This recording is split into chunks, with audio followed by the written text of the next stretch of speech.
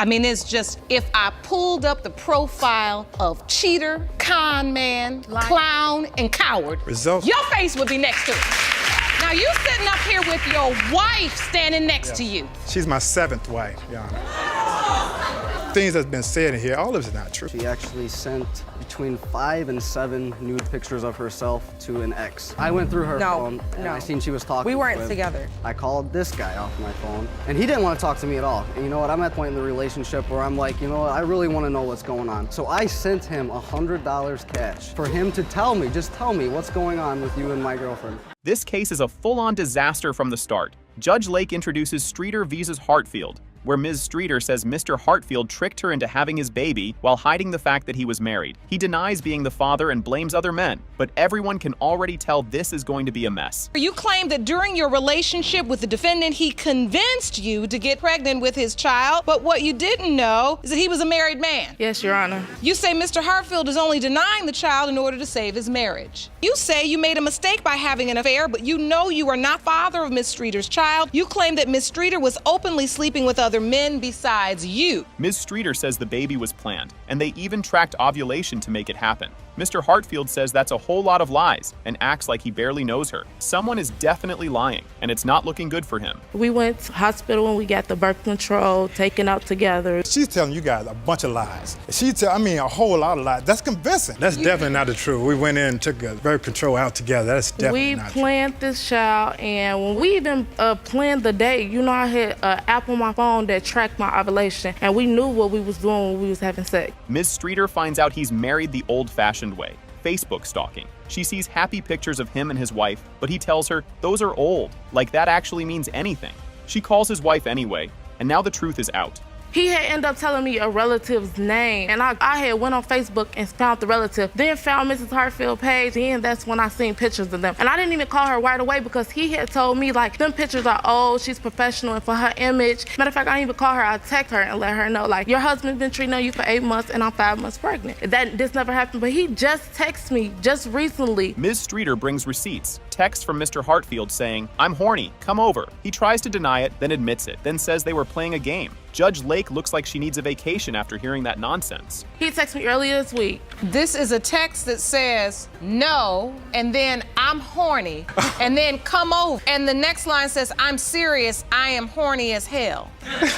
That is true. I did send those messages. Oh, you did? Yes, I But did. he's Hold on, let me explain to you why. Because of this game that she and I like to play, that she likes to play. Now, Mr. Hartfield says he only texted her because she threatened to call his wife. He even claims she was blackmailing him over a stolen car. The excuses just keep getting dumber, and the judge is over it. Your Honor, I am dealing with a 22-year-old. It's because I didn't do things for her from the extortion that she's been doing to me that she's gonna call my wife. That time she did. Next time, she said she's gonna report that I stole her car. So I'm in a situation where I either get locked up if I don't play her little childish game. Entertain her, you pacify her with flirtation. Mrs. Hartfield finds out about the affair through a random text from Ms. Streeter.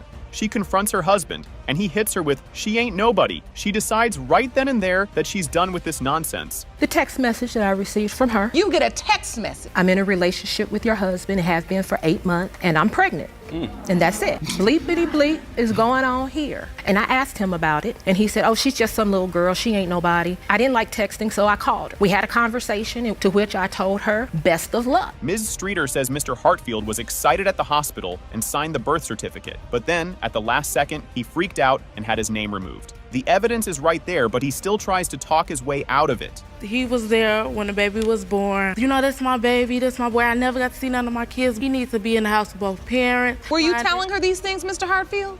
I tried to get him to sign the birth certificate. The reason why, he signed it at first, but it was time for the witness to see us, and he like, you too anxious about me signing this birth certificate. You know what, miss, take my name off, talking to the witness. Like, Mr. Hartfield says she told another man he was the dad too. Ms. Streeter calls him a liar. And honestly, at this point, we all believe her. The judge looks 2 seconds away from throwing her gavel. What do you mean? You say you're not the only man? There's a guy in our local town that she's also told him that he was the father, and she promised to give him some more loving once she had the child. For me, I feel like it's an iffy thing with him. If I don't want to be with him, he don't want to be with the baby. But it's times when I have to come over and he's Your Honor, the that baby. is absolutely crazy nuts what she's saying. Turns out Mr. Hartfield had a whole secret apartment that his wife didn't know about. Ms. Streeter found out first, and dropped that bomb right on his wife. The pictures of him hanging out with the baby at this secret hideout just make it worse. I never had a Ms. relationship with Hartfield, her. you felt like he was living with you when he was sleeping with her. Yes. And you didn't know about this other place. I did not know about the other place when she told me. I have pictures of He him and my took son pictures, spending yes. time together. Spent times with my son when he claimed. Is this at the other place? Yeah. And this is that's baby me. Caleb That's right. I together. did that last week, actually. Judge Lake has had enough and calls him a cheater, con man, clown, and coward. The audience claps because she's saying what we're all thinking.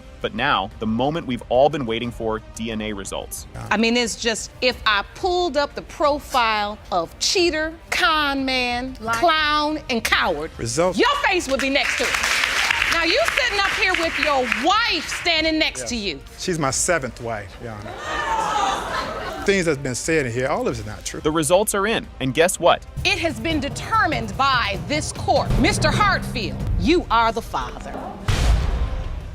This whole mess is about to be a roller coaster. Miss Whalen says Mr. LeBlanc, a married man, is the dad of her son, Vincent. His wife says if the DNA test proves it, she's out. Ms. Whalen, you admit you've been in a sexual relationship with Mr. LeBlanc, a married man, and claim he is the father of your 2-year-old son, Vincent Whalen. You are determined to prove that you are not the father of Miss Whalen's son in hopes of saving your marriage. Yes, Your Honor. This man acted like science was lying to him. Miss Whalen took multiple pregnancy tests, and he still sat there like, no way. Meanwhile, his wife had no clue a text was about to ruin her day. Back when I was pregnant, he was staying in my house. It was one night I was telling him that I might be pregnant because I hadn't started my menstruation, so he went out and got some pregnancy tests, asked me to take them. He sat on side my bed holding his head. When I took the first one, I gave it to him and it showed that I was pregnant, and he still sat there and said, oh man, this can't be true. You can't be pregnant. And it was only because he didn't know how he was gonna go back and tell his wife that I was pregnant. Imagine getting a text saying, I can't believe I did this again. No phone call, no explanation, just a casual message about a whole other baby. And that little word again? Oh, it's about to cause chaos. I found out about Vincent through a text message through my husband. No phone call. A phone call's not even good enough I for need that. to see you face to face. None of that. It was through a text message. The text message stated, I can't believe I did this to you again.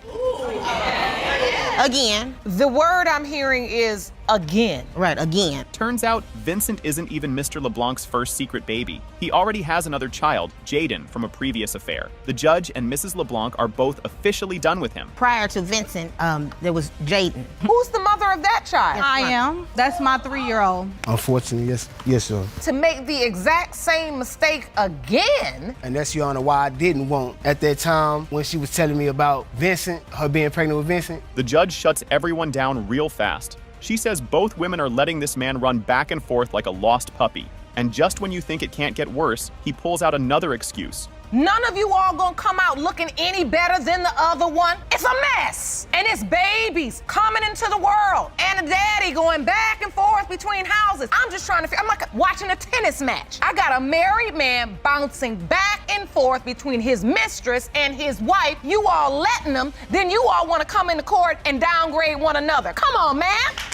Now he says he heard rumors that Miss Whalen was sleeping with a neighbor. A guy in a pickup truck apparently hinted at it, and somehow that's his proof. The judge is not buying any of it. There was rumors, Your Honor, going around that Miss Whalen had slept with the neighbor. I was confronted at one time. A guy pulled up on me in a pickup truck. He was like, oh, you know who I am? I was like, nah, who are you? There was rumors going around that she had slept with this guy. We're here to offer proof that is relevant. Grandma gets up and immediately calls her granddaughter a sneaky little hoe. The judge tries to calm things down, but it's full-on reality TV drama at this point. Even the audience can't believe what they're hearing. Well, if she come out, Mr. LeBlanc's not the father, then I just know my granddaughter was a sneaky little hoe that thought past me, and I didn't catch that. But I honestly don't believe that. See, whores sleep around. Whores leave their husband and go sleep with other men and let him go sleep with other women and then want to get back. That's what whores do. Hold on. No whore right here. This man really stands there and says, I love my wife. The audience is so over him, and the judge just shakes her head. Sir, your wife is done. Read the room. I love my wife, Your Honor. I want to be with my wife. But at the same time, my wife, it's a struggle because it's hard to try to be with my wife knowing there's a possibility that these other kids are mine. And my wife trying to have a move forward in our marriage, it's hard for her to accept, bringing other kids into the household that's outside our marriage. Exactly. That's why you ain't had no business doing it. The results are in, and surprise, surprise. It has been determined by this court. Mr. LeBlanc, you are the father.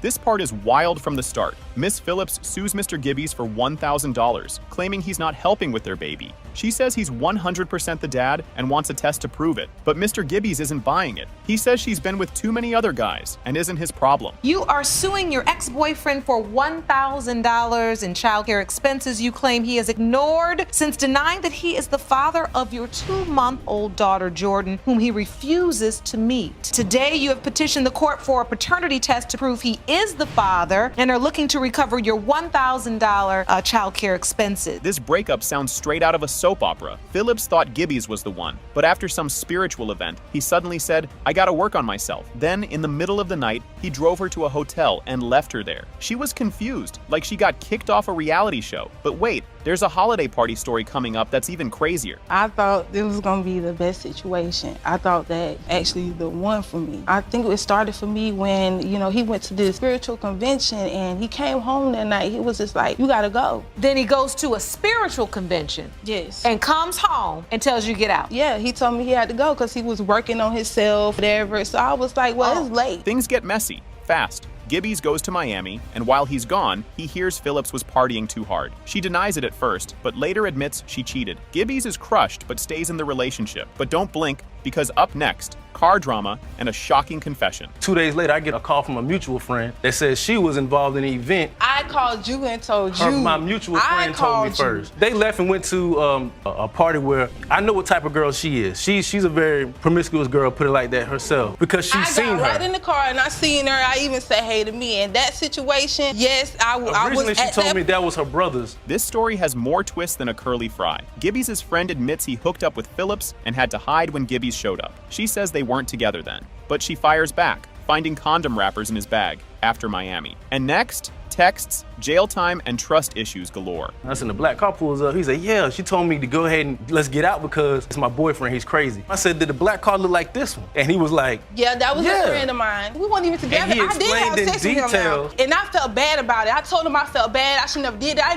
I didn't even feel good about it at all. The bag that he took to Miami, I see condoms in the open, and they open and one missing. This is the he said, she said Olympics, and nobody's winning. Phillips says she was loyal, but Gibbies says she lies about where she goes. Then he drops a bomb. While he was in jail for 2 months, he found flirty texts from other guys in her phone. And just when it couldn't get worse, boom, married man alert. A lot of times, because there's been times that we actually did things together, which I understand, because if you cheat once, then you think he's gonna think you always cheating. But then that's why I kept myself around him. There was times, so he wouldn't think that something was wrong. And that's what I did. I even had problems with my people. My grandmother was getting mad because I always was running over there to him. This one had everyone shook. Phillips says Gibbies told her he was separated, but he was still legally married. Judge Lake sets him straight. You're still married till the papers say otherwise. And just when you think that's the biggest twist, the next confession takes things up a notch. When I first met him, whatever, and we was getting into our relationship, he told me that he had been married before. My wife at the time was living in Mississippi. We had been legally separated for almost 2 years. A man is married until he is divorced. But at some point you found out. Yes. 2 weeks later, but you continued.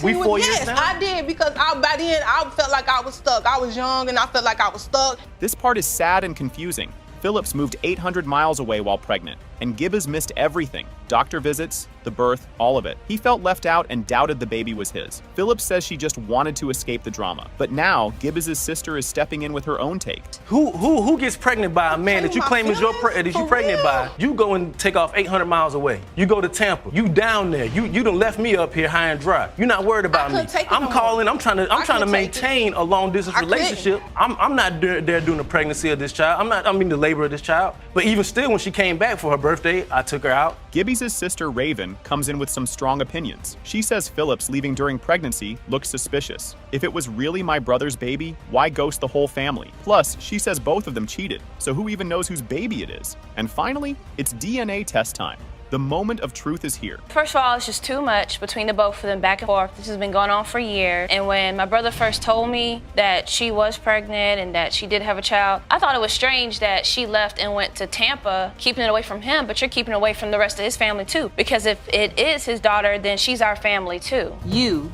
are her father. That's it.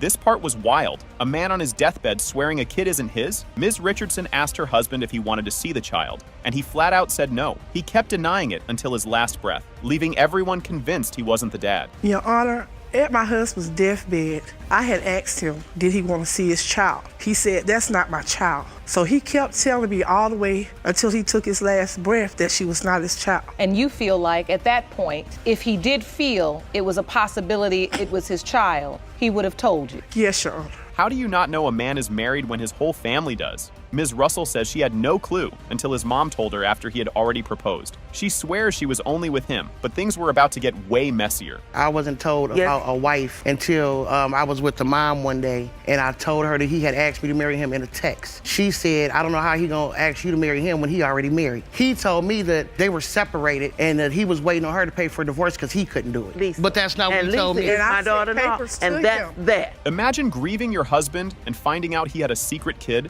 Ms. Richardson got a letter from her mother-in-law spilling all the tea. She found out about the other woman, the baby, and got sent a picture of the child all at once. I found out from my mother-in-law. She wrote me a letter and we talked over the phone, and she told me that he had a girlfriend, and she also told me that he had a baby. She sent me a picture of the child. I don't even know what to say really about this because I'm very devastated, I'm upset, I'm over my loss of my husband. I was there when he took his last breath. She was there the whole time. The whole thing. She thought the doctors were playing a prank on her. Ms. Russell went to the hospital for feeling sick, and they told her she was 4 months pregnant.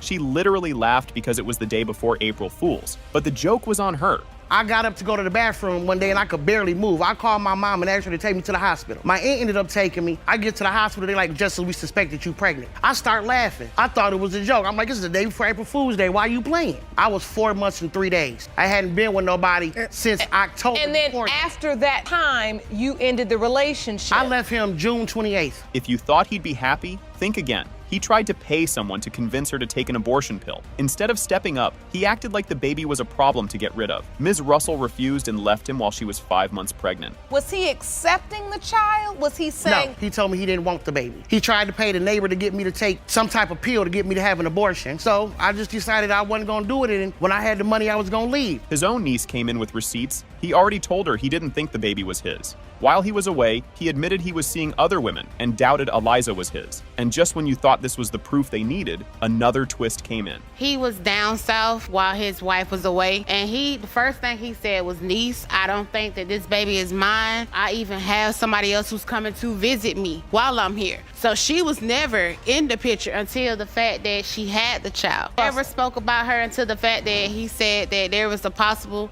chance that her daughter, Eliza, was his. A DNA test was already done before, but it gave no real answer. Ms. Hill, Mr. Richardson's mom, took a test with the child, but it came back inconclusive. This only made them more sure the baby wasn't his. So you've taken a DNA test prior? You did? Yes, inconclusive. After my son had passed away, there was a letter came through the mail. It said for child support. I opened it up because my son is dead. So what is this all about? They said, well, ma'am, since he dead, we need a DNA test did on you. When the paperwork came back, it was inconclusive. Boom. It has been determined by this court. Ms. Hill and Mr. Richardson Sr. are related to Eliza Richardson. Thank you, Your Honor. That's all we want. That's all we want. Right away, things get wild. Mr. Green says Mrs. Green cheated all the time, so he's not sure Keegan is even his kid. Mrs. Green says, no, you cheated first. You claim that the defendant repeatedly cheated on you during your marriage with both men and women. You state you have every reason to doubt that you are 1-year-old Keegan's biological father because of Mrs. Green's sexual track record. And you've petitioned the court for a paternity test. Mrs. Green, you say Mr. Green wasn't ready to be married and that he was the promiscuous one. Mr. Green says she'd disappear for hours with weird excuses. One time, she said she was going to Burger King, but came back 3 hours later. Bro, what were you doing? Grilling the burgers yourself?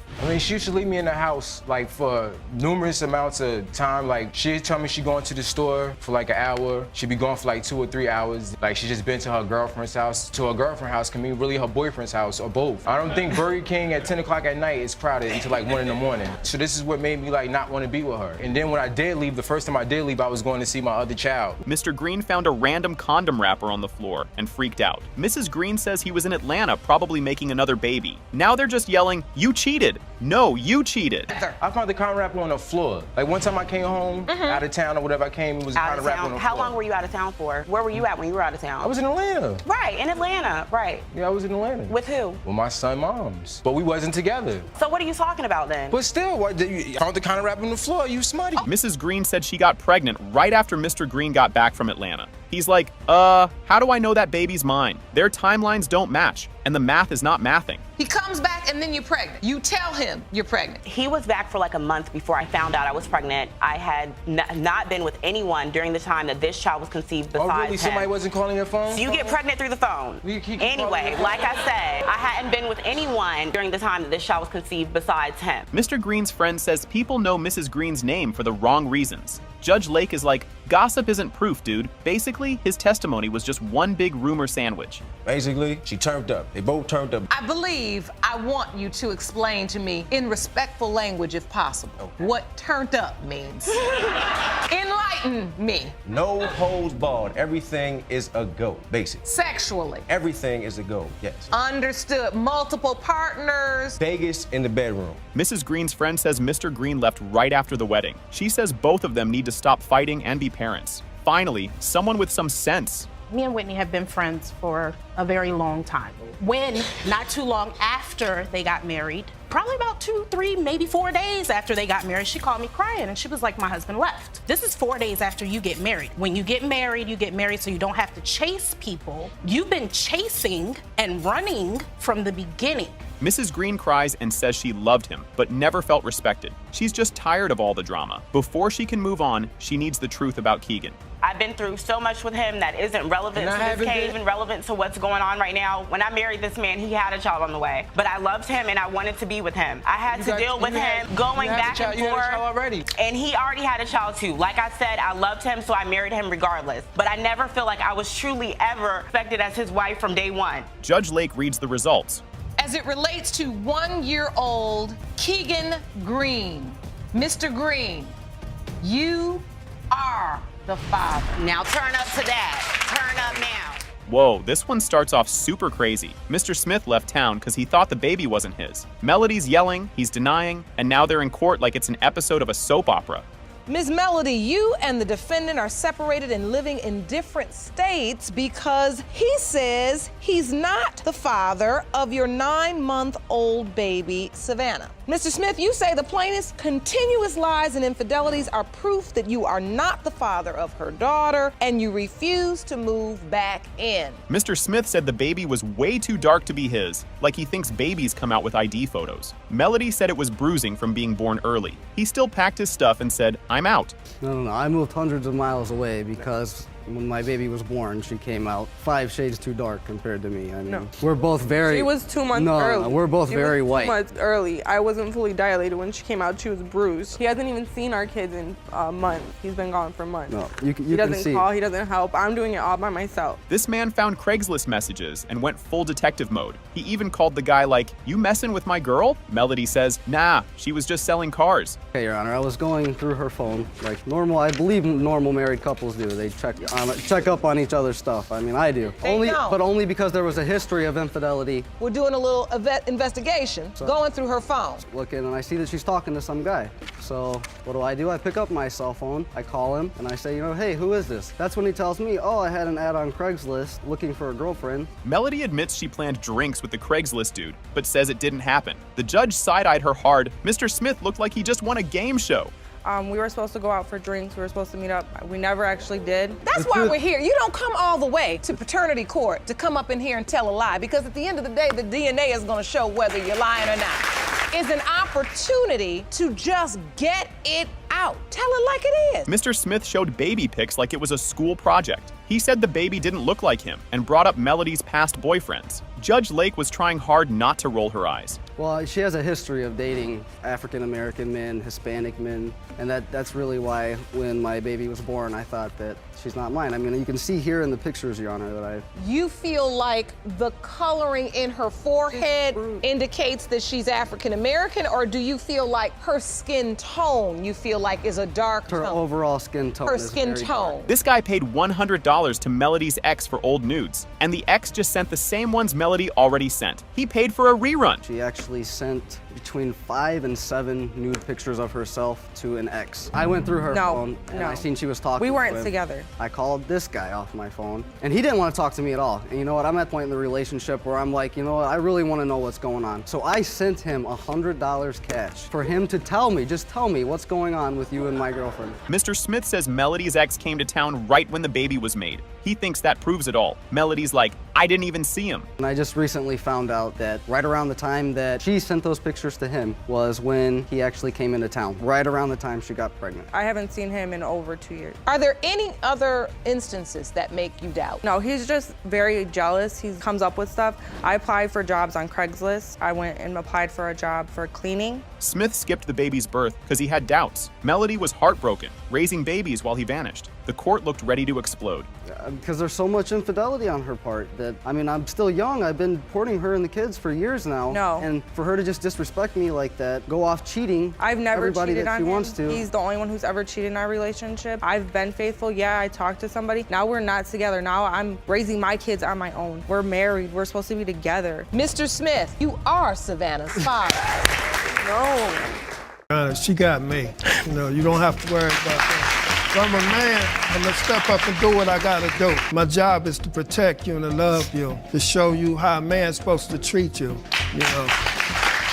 This case is already messy right from the start. Ms. Rogers says Mr. Stone got her pregnant, but he's dodging responsibility. He says it was just a fling and that she was with other guys. Things are already heating up. You say after an encounter with your elementary school sweetheart, you ended up pregnant. Has gone through great lengths to deny he is the father of your son, Christian. You say Ms. Rogers is promiscuous and it was only a casual fling. You say she has even slept with some of your friends and therefore it is impossible you are the father of her baby. Ms. Rogers runs into her childhood crush, and somehow they go from long time no see to having intimate violence twice in one day. Their fling lasted about a month before she found out he had a girlfriend. Just when you think that's the big drama, nope, it gets worse. I was at my friend's house, or I was at her boyfriend's house, and we were chilling, and he walked through the door, and I'm like, really? We was talking, laughing. We went back to my friend's house with her boyfriend, and we had sex that day. We left her house and went back to his house and had sex again a couple times. And after that, it's just like, repeatedly, we would hang out, have sex. And then,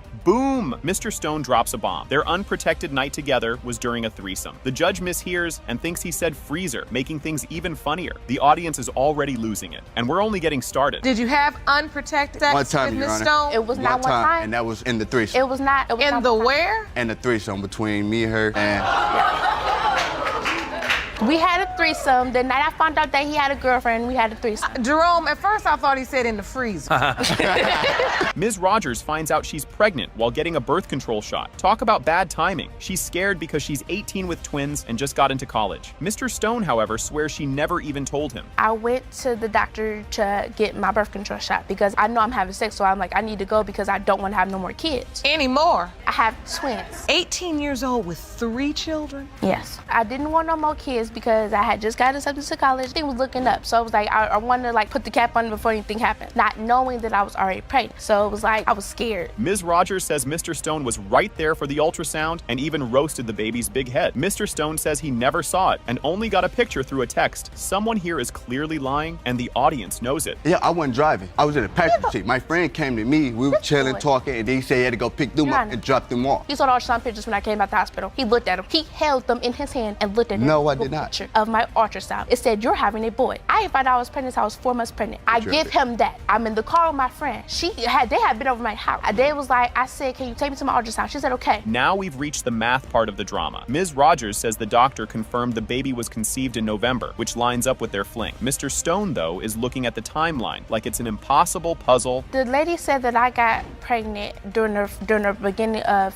November. No, Your Honor, we're intimate between the 17th and the 22th. My birthday is the 20th. 24th. It was the week before my birthday. We had been having sex for almost a month. We started having sex at the end of October towards the end of November. It was the beginning, like the mid-November. Ms. Rogers pulls out text message receipts where Mr. Stone calls the baby my baby. Now he's backpedaling, saying he got attached but still isn't sure. At this point, everyone is just waiting for that DNA test. This is the first time he's seen this. Let me tell you something. When me and him talk, this is his baby. This is really baby. He says my baby. He does not say the baby. He says my baby. Text messages. The messages say, from Mr. Stone, what are you doing? And you say, sitting here. And Mr. Stone says, oh, okay, I miss Nugget. You write, okay. And then you write back, Mr. Stone, when can I have my baby? And then, boom, plot twist. It has been determined by this court. Mr. Stone, you are not the father. This situation was wild from the start. Phelan Hannon thought Kimball was her dad until at 13, he hit her with, I am not your father. Years later, on her mom's deathbed, she found out her real dad was David Dorsey. Now, she had to track down a man she had never met. Miss Hannon, you grew up believing one man was your father until the age of 13 when he said, I am not your daddy. Your mother then told you on her deathbed that another man, the defendant David Dorsey, is your biological father. You are here to prove paternity. When Phelan was little, she asked Kimball to take her to a daddy-daughter dance. Instead of just going, he told her, I'm not your dad. Good luck. That's a next-level RSVP rejection. Just when it seemed bad, things got even messier. Well, I believe David Dorsey is my biological father, but I grew up with my grandparents and my mom. Like you said, I was known for a man named Kimball to be my dad. I called him one day, the daddy-daughter dance. Instead of his response being, yes, I'll be there, it was, your mother's still lying to you, not your dad, you need to go find your real dad.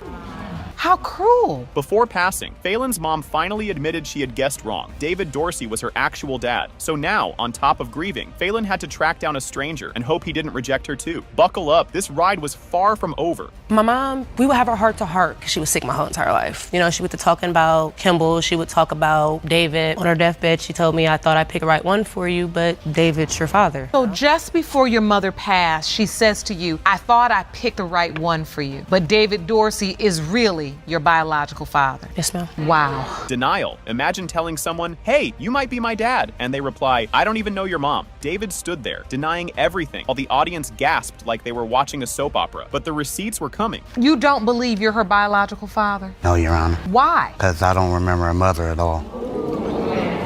You don't remember her mother? I don't know her mother. So you are standing here at the defendant's podium in this courtroom today saying you know you cannot be Miss Hannon's biological father because you have never met her mother. No, I haven't, Your Honor. David thought he could deny it all until Phelan's godmother stepped in. She said, oh no, sir, I remember you. She recalled David bringing Phelan's mom lunch at work. Suddenly, he wasn't looking so sure of himself. Me and Phelan's mother, Veronica, we worked together. Mr. Dorsey, I have seen him come to the job to bring her mom lunch. Her mom would talk about her baby daddy being David. Your Honor. You don't remember any of this? Your Honor, I've never had sex with this woman. David claimed he didn't know Phelan's mom, but then it turned out he had a different last name, David Watkins. That was the name Phelan had heard her whole life. Either this was a wild coincidence or someone's memory was off. Because I remember her mom talking about a David. That's your dad. Oh wait, But this is David Dorsey. You said David Watkins. It was a David My name used to be David Watkins. I was adopted, and he changed my name to Watkins, and then when I got grown, I changed my name back to my dad's name. So what are you thinking? You thinking this woman just made this up? Your Honor, I don't know this woman. David's daughter, Melody, walked in and was like, Dad, stop playing. She hugged Phelan and said, that's my sister. If David wouldn't claim Phelan, Melody was going to do it for him. I love you too. That's my sister. You know, I don't mean to disrespect my dad, but my dad was a Rolling Stone, okay? So he was the man, and like, he was very known on the North Side for being David Watkins, you know, the Slayer. Melody revealed that people had always said Phelan looked just like her. She even saw Phelan's picture and thought, that's literally me. Meanwhile, David was still like, I don't know, I don't remember. Sir, do you need glasses? There's this girl that looks like you. She looks so much like you. Can you please just get in contact with this girl, please? Because you look so much like her. Went on to Facebook, you know, and I looked up her name. When I seen her face, I I was like, if that's not me, maybe about a good 50 pounds ago, Even David started questioning himself. He admitted Phelan looked like him and his daughter, but stuck to his "I don't remember" story. No worries, the DNA test was about to settle this. I feel sorry for her. Is there any part of you that says, if she is my daughter, I've missed out on 30 years of this woman's life, this young woman, this beautiful, smart young woman, I've missed out on her life? Yeah, I'm torn that way too, though. I feel one kind of way, but then I feel bad if I missed out on her life, if I am her father. Judge Lake opened the envelope and the room went silent. The result? It has been determined by this court. Mr. Dorsey, you are not the father. This case is already a mess before it even starts. Miss Lockridge is 100% sure Mr. Tidwell is the father of her 10-month-old son, King, so she dragged him to court to prove it. Meanwhile, Mr. Tidwell looks lost, claiming they weren't in a real relationship and saying someone else must be the dad. Buckle up, this is just the beginning. Ms. Lockridge, you've dragged the defendant, Mr. Tidwell, to court because he has refused to acknowledge your 10-month-old son, King. You are 100% sure he's the father and claim today's results will prove your case. You say you were never in a serious relationship with Ms. Lockridge and you were stunned when she told you she was pregnant. Dispute. If confusion was a sport, these two would be gold medalists. Miss Lockridge says Mr. Tidwell has been a total ghost. No diapers, no clothes, no visits. She's taken long trips just for him to see the baby, and he still barely tries. Mr. Tidwell swears they were just hooking up and calls her obsessed. Oh, buddy, you have no idea what's coming. Your Honor, Mr. Tidwell does not have a relationship with my son. The only time he's actually seen my son is when I've made it a convenience for him and brought him to him. That means traveling 4 hours on bus. He hasn't helped with diapers. He barely helped with any clothes, and it hurt. It's frustrating. He named my son King, and how am I supposed to raise a king and he's not there? You named him King, Mr. Tidwell? Yes, Your Honor. Reveal Imagine a sticky note, but instead of a reminder, it's an ultrasound photo. Miss Lockridge says she left a note and picture on his bed because his brother was there. Mr. Tidwell claims he was blindsided and only found out later through a text. That's one way to break the news, but wait until they discuss conception. She came over to my house. We hung out. The next day, I see a piece of paper on my bed. I grab it, I looked at it. It was a note with an ultrasound in it. I'm not sure the exact words of the note, but it said that she didn't know how to tell me this, and she's sorry she had to tell me like that. So I called her. She didn't answer the phone. She ended up leaving me a text message saying that she was sorry and that she didn't know how to tell me that she was pregnant. This pregnancy talk is next level awkward. Miss Lockridge says she mentioned having her period a week before, but Mr. Tidwell told her to shut up and carried on. Yes, that's a direct quote. The courtroom's collective jaw dropped. Mr. Tidwell calls it a total lie, shaking his head like he just heard the wildest thing ever. When we conceived my child, I told him I just had my period a week ago. That's a lie, Your Honor. He said, shut up, and we kept going at it. Oh, That's wow. a lie, Your Honor. You thought that he wanted or didn't mind if he got you pregnant. I mean, he just got another girl pregnant 4 months prior, and I asked him, what you gonna do about it? He said, if it's mine, then I'm gonna take care of it. So next time I come over, heck yeah, I'm excited. This is the part where the audience starts shaking their heads. Miss Lockridge kept him updated on doctor's appointments and even sent baby heartbeat recordings. He still didn't show up. She went through 36 hours of labor alone, and a nurse had to get special permission to stay with her. And just when you think he looks bad, it gets worse. He didn't care about, I texted him when I was every doctor's appointment. I even sent him voice recordings of the heartbeat, all that. Like, when I had my son, I was in labor for 36 hours completely by myself, to the point where the nurse that was with me, she had to call the doctor and ask the doctor if she could stay with me because I was by myself. This is like a game of telephone gone wrong. Mr. Tidwell's mom says Miss Lockridge ditched the baby on them for 2 weeks. Miss Lockridge says she asked them to watch him while she worked. Mr. Tidwell swears she disappeared and later returned with a mystery man. The drama just keeps piling up. I don't understand how a mother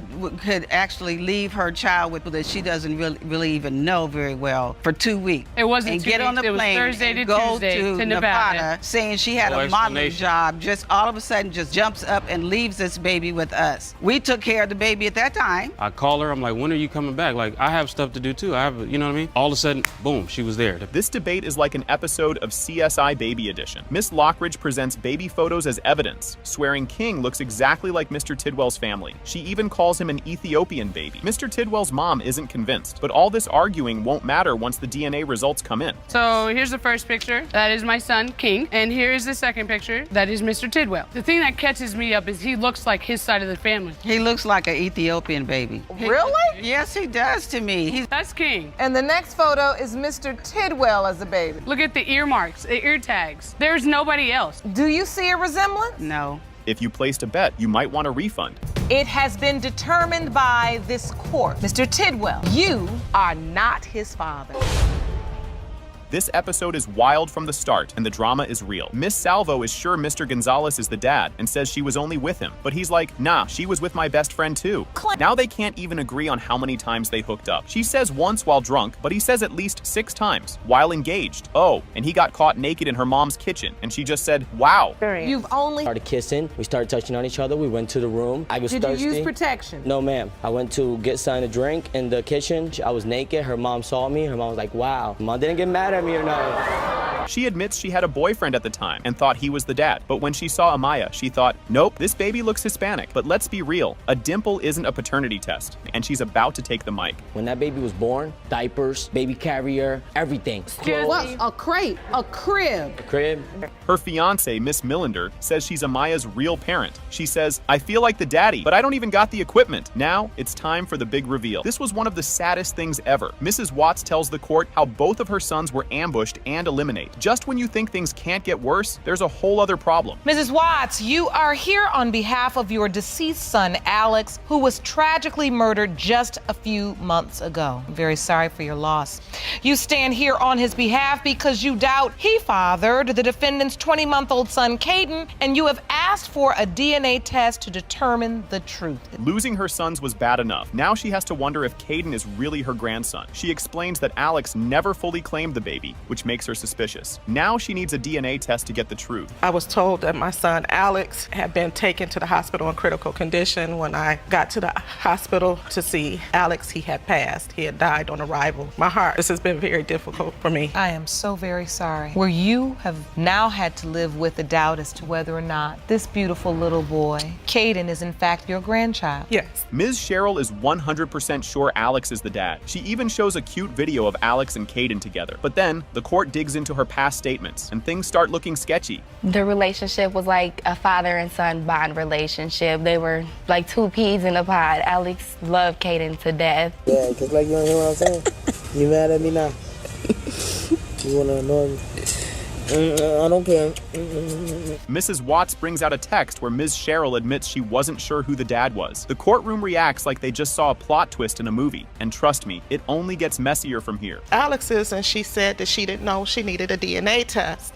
She sent it to me in a text message. Do you have that text message? I do. And you ask, question, are you pregnant by Alex? And Miss Cheryl responds, I don't really know, I don't believe so, but at this moment, I don't know, I have to get a blood test. Caden's birth certificate doesn't even have Alex's name on it. On top of that, he doesn't even have Alex's last name. The judge and audience are side-eyeing Ms. Cheryl hard right now. On the birth certificate, there is no father's name listed. Caden's last name is not your last name. I gave him a friend of mine's last name only because I didn't want to give him a female's last name. When the time came for me and Alex to get a blood test, I told him we can go down to the court, and we can get his last name changed, no problem. Alex's stepdad steps up and says Alex never mentioned Caden. He points out that Alex took a DNA test for his first daughter, but never did for Caden. The doubt just keeps growing. If somebody got a child, they gonna say, well, this is my baby. Here, mama, look at my baby. He never mentioned I have a baby on the way. No, I just started seeing pictures like this. I'm like, well, he got a baby. Alex has another daughter. Yes. Saying that this is my child. Yes. But Alex also got a blood test with his daughter also. They did get a blood test with her too. Boom, the results are in.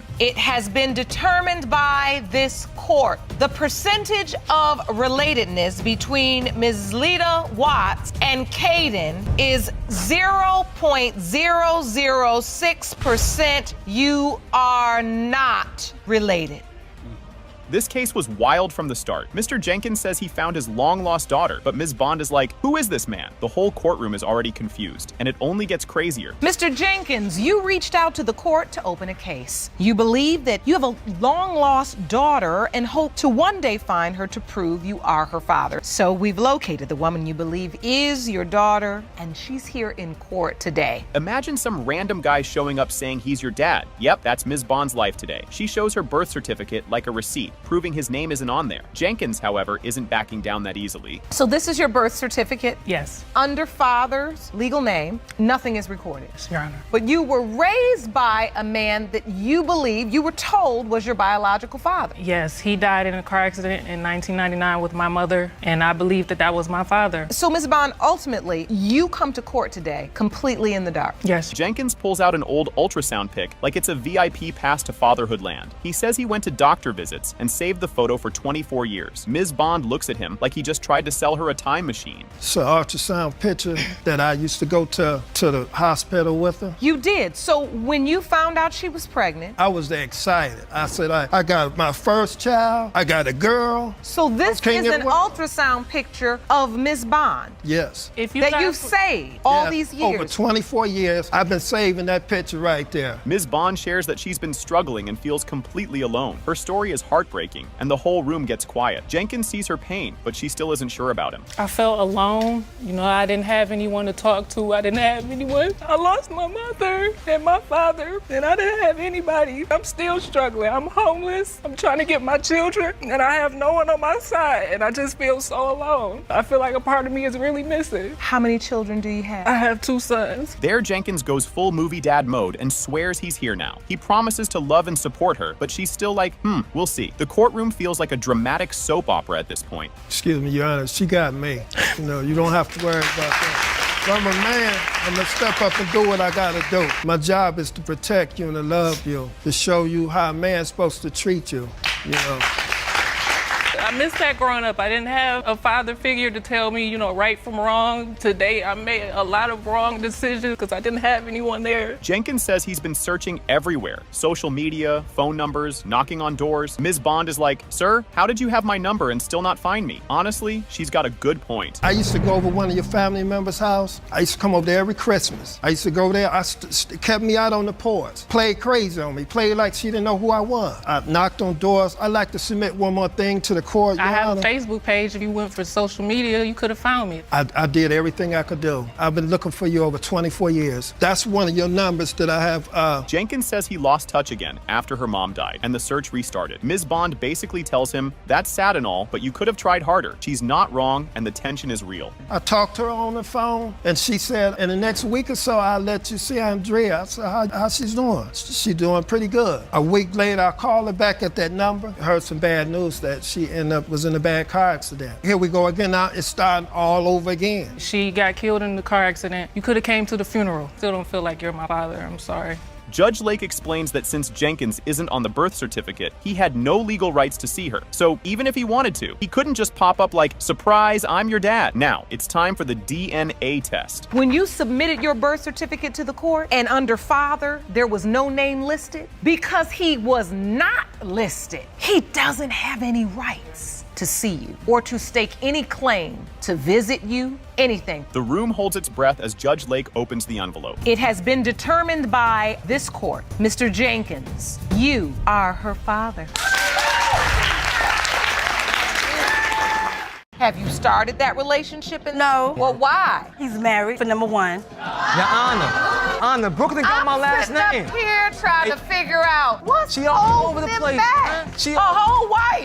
Yeah, a whole wife holding back. You bugging. She sent a text message, a picture text message, which was a pregnancy test. I asked her what's the pregnancy test for. She tells me that it wasn't for me. It was for the other guy she thought was the father of her child. Wait, what? Your Honor, I told him that it was someone else. It was a mistake on sending it to him. So once he continued to deny it. Judge Lake introduces Muhammad versus Walton, where Mr. Muhammad insists he's Brooklyn's dad, but Ms. Walton says nope. She admits she was seeing another guy almost daily during conception. This case isn't just messy, it's next level chaos. Mr. Muhammad, you are here to prove that you are the father of the defendant's 2-year-old daughter, Brooklyn. You claim the only reason she is denying paternity is because she wants to be in a relationship with the other man. And Ms. Walton, you say you were secretly cheating on Mr. Muhammad and had sex with the other man almost every day of the month. Mr. Muhammad is convinced Brooklyn is his. Same face, same eyes, same vibe. He refuses to let another man man raise his child. But before he can finish his proud speech, Ms. Walton is about to drop a major bomb. I would never let another man raise my child. I was always raised to do the right thing, always raised to be a stand-up gentleman. You can look at Brooklyn now, see my face features, everything. I'm here today to prove today that I am the father. And you say it's not his baby, Ms. Walton. Yes, ma'am. I say that because during my conception day, I was having more sexual intercourse with the other guy than Mr. Muhammad. Ms. Walton claims Mr. Muhammad was cheating first, so she did too, only way more. The audience gasps when she confesses she was seeing another man the entire time. But wait, Mr. Muhammad is about to lose it over one insane detail. During that time, while he was having his affair, I was having my affair also. Well, baby, I wouldn't say we were together. I wasn't having no affair. We was together. She told me that this gentleman was her cousin. I didn't think nothing of it. It's not true, Your Honor. He's always known this guy. I know. Who he was. That's the other man that she wanted to be with. Ms. Walton met the other guy at hotels while Mr. Muhammad thought she was at work. He calls her out saying, "You wasn't at no job." She fires back that she worked 2 jobs while pregnant and got no help. But things are about to get crazier. Well, what happens is we was sneaking off to the hotel. I told him I was at work because during my pregnancy I was working 2 jobs. So Mr. Muhammad wouldn't even help me with anything. She's cheating, Your Honor. Why should she think she at work? She's cheating. Were you still intimate with Mr. Muhammad during that time as well? Yes, I was. All right. Wow. So you were sleeping with them both? Yes, ma'am. Mr. Muhammad checked her phone while she was asleep. Bad for her. Jackpot for him. He found texts and pictures confirming the affair. Worst part? The messages revealed she was pregnant. What happened was I came home, she sleep, looked at her phone, I started seeing a full-fledged text messages about having sex, all that stuff. Y'all having a full relationship. So you had I had no idea about this man. She told me in the beginning that was a cousin. I ain't thinking nothing of it. I'm thinking it's a family member. You stop having sex with me. Ms. Walton told the other guy about the baby before she told Mr. Muhammad. Imagine finding out your child exists through text to another man. He didn't even hear it from her. His family told him first. Took the cell phone and he had confronted me about the text message and he had asked me, well, whose child is it? And I told him, I said, it's his child. It's not yours. My recollection of it is that I'm thinking that the baby's mom. We already had one child together. Like I said, we was in a relationship, and I'm thinking I'm the only one that she sees from. I did not know nothing about the gentleman. If you look at Brooklyn and look at me, we look alike, similar alike. Everything is alike. Mr. Muhammad swears Brooklyn was conceived February 21st at his mom's house, down to the sink. Ms. Walton says it was February 5th at her place. Problem? She was with both men that whole week. The date was February 21st in my mama's house, in the bathroom. She was in the mood. She go to the bathroom. I go to the bathroom after. That's the date that we have Brooklyn. Do you remember this day, Ms. On the Walton? sink. Your Honor, I remember us having sex at my house, not his mother's house. That you conceived your daughter, Brooklyn, in your mother's bathroom on the sink. Yes, ma'am. She straight up admits she hopes Brooklyn belongs to the other guy because he'd be a better dad. Mr. Muhammad is shook. Turns out the other man wanted a paternity test too. She want this baby to be his. Like I said, I know the baby. First time I held Brooklyn, I didn't get to see Brooklyn until she was 6 months old. First time I held Brooklyn, I already know that she's mine. It's certain characteristics that's mine. That's the day she was born. I didn't even get to see that. I didn't get to see none of that. And did you tell this other guy I'm pregnant? Yes, I told the other guy I was pregnant. Never told me nothing. But you didn't tell Mr. Muhammad? No. I told Mr. Muhammad after I confirmed it with the doctor. Mr. Muhammad swears Brooklyn looks just like him. He even pulls out pictures for proof. Judge Lake shuts it down saying, "We don't do DNA tests with our eyes." But the biggest shocker is coming. Brooklyn looks like my oldest daughter. If you look at them 2 girls right there, that's alike. That's my first daughter right there. She full. My babies right there. Look at me and look at them. No, my babies right there. Yeah, they may be your babies, but I'm taking care of them. Oh, I take care of them too. No, you do not. I ask you all the time. Listen. Plot twist, the other guy is married. The courtroom loses it. Judge Lake sarcastically points out why he isn't stepping up. Mr. Muhammad is completely done. Have you started that relationship? No. Well, why? He's married, for number 1. Your Honor, Brooklyn got my last name. I'm here trying to figure out what's she all over the holding place, him back. man. She a whole wife. Yeah. Whole wife holding him back. You bugging. Judge Lake opens the results. It has been determined by this court. Mr. Muhammad, you are the father. Yes. I know what I'm talking about, baby. I know what I'm talking about. This case is a mess from the start. Ms. Palmer is furious because Mr. Ross denies being the father of her baby, Jace. Mr. Ross insists she's after his money, but the relationship history is even wilder. You opened today's case because the defendant is denying he fathered your 3-month-old son. You recently met your own father for the first time and refused to have your son grow up without his father like you did. You say pinning her child on you because you have money and you are in court to prove once and for all, you are not her child's father. They went from strangers to lovers in 24 hours. Mr. Ross claims they always used protection, but Ms. Palmer calls that a lie. He wanted a real relationship, but she wasn't ready, making the baby timeline extra messy. Your Honor, first of all, we used condoms every time we had sex. We never use condoms, Your Honor. He's denying your child, as we can see, Ms. Palmer. You're raising the child alone. Yes, Your Honor. With absolutely no help from Mr. Ross. Jace is 3 months old. You're denying that this baby is yours, Mr. Ross, because you say you use condoms throughout the relationship. Yes, Your Honor. What was the nature of this relationship? We were just friends with benefits, Your Honor. The math isn't adding up. Ms. Palmer says she only slept with Mr. Ross when she conceived, but she met him the day before. She's sure he's the dad, but his next revelation changes everything. I met someone before him, and then it's just like when I started talking to him, it was just only him. But the month before, Your Honor, it she was told me someone she was else. talking to somebody. I was talking to someone the previous month, yes. But the month that I met him, no. Did you find out you were pregnant? And I was telling my friend, I said, something's not right. And she told me to come over, and we're gonna do a pregnancy test. We went to the store, we purchased 4 pregnancy tests. I took 2, both of them came back positive. Ms. Palmer accidentally sent her positive pregnancy test to Mr. Ross, then said, oops, not for you. She admits she thought another man was the father first. Mr. Ross sees this as proof she was guessing who the dad was. She sent a text message, a picture text message, which was a pregnancy test. I asked her what's the pregnancy test for. She tells me that it wasn't for me, it was for the other guy she thought was the father of her child. Wait, what? Your Honor, I told him that it was someone else. Accidentally send this pregnancy test to Mr. Ross, but you thought you were sending it to the other guy? It was a mistake on sending it to him. So once he continued to deny it. She already tested another guy. He wasn't the dad. As soon as she got the result, she asked Mr. Ross to take a test, which he refused. Despite denying the baby, he was still texting her about being a father. In the beginning of August, me and the alleged father, we got a DNA test. And the results came back. I immediately contacted Mr. Ross. And what did you say when you reached out to him? I asked him to do a DNA test for me. He told me that he was not the father, and then it's just like got to the point where he wanted to, he started claiming my son, sending pictures, everything. Made the statement of he would help me buy a car seat. Ms. Palmer swears Jace looks like Mr. Ross. He argues the baby doesn't have good hair, but Judge Lake shuts that down. With looks proving nothing, Ms. Palmer brings up child support. I mean, it's obvious my son looked like you. My son has the same lips, the same eyes. My son has short limbs. I'm tall, obviously, Your Honor. Yeah. He even told me that my son is not his son because my son doesn't have good hair. We know babies come in all shapes, sizes, and colors with all different textures of hair and everything else, and we don't talk about everything about this baby as innocent and good. She demands a DNA test or child support. His choice. Mr. Ross refuses to pay for a test, saying they should have done it at the hospital. Judge Lake reminds them both they handled things poorly. Before I even send you any kind of money, you're gonna have to get a DNA test in, because I'm not finna just give you no money. He told me he was not gonna pay for one. Because in that case, she could have just told me I was the father when she thought the other guy was, and we wouldn't have to do that. We had to do it at the hospital. First thing she told me, she said, well, I'm gonna put you on child support. I know how to handle this. I mean, I do. You tell me. Why should I continue to make you or anything like that to take care of your son? Mr. Ross claims another possible father is his cousin's friend. Ms. Palmer denies cheating, insisting there were only 2 men. None of it matters now. The DNA results are in. Yeah, and she was messing around with more guys, because the guy she thought was her father, he actually is my cousin's friend. And I actually know the guy. I didn't know they knew each other. He told me I wasn't. He didn't tell him anything because once I got my DNA test, that was it. I was not cheating on him. And it wasn't with me. He told me, he was like, are you the father of Jessica Child? I said, no. He said, well, I'm not either, because I took the DNA test. Judge Lake reveals the truth. It has been determined by this court. Mr. Ross, you are the father.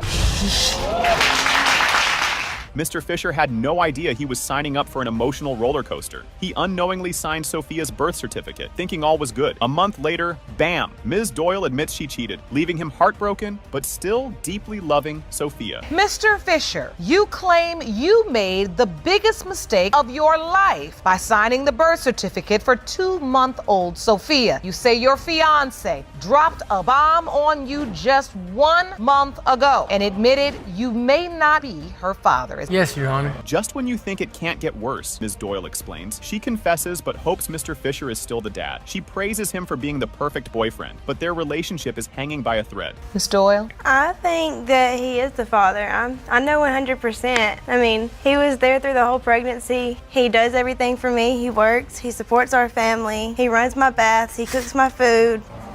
He rubs my back and rubs my feet. He's a great father, very loving. He's a very loving father and a very loving fiance. Their love story started like a fairy tale, but crashed hard. Mr. Fisher recalls falling for Ms. Doyle's beauty and kindness. It was perfect, until the ultimate betrayal shattered everything. When me and one of her family members met, we became best friends. Like, we was close like this. He took me around her, and I just fell for her. And ever since then, I've loved her. She's beautiful. Her eyes, amazing. Her body, she's gorgeous. And she treats me like a man wanted to be treated, all the way up until this happened. Things go from bad to, what were you thinking? Ms. Doyle cheats because of a false rumor about Mr. Fisher. Instead of asking, she hooks up with a random guy. Turns out the rumor was a total lie. I was on vacation with one of his family members in Florida, and another one of his family members that he was with at the time had texted me. He said, Trey's cheating on you, which we call him Trey, but his name is John. Me, I was hurt. A guy walked up to me. Do you want to go to my camper and talk? So I go back to his camper with him, and we talked about it, and then one thing led to another. He kissed me, and then we had sex. Carrying a baby while hiding a massive secret? Yikes. Ms. Doyle panics when she sees the positive test. She lets Mr. Fisher celebrate, pretending everything's fine, while guilt eats her alive. The day that I found out she was pregnant, she had threw up like 3 or 4 times because she was feeling sick. We purchased the pregnancy tests, went back to the house. She took them. One had a faint line, and then one had both lines. And I was happy. That was the best day of my life.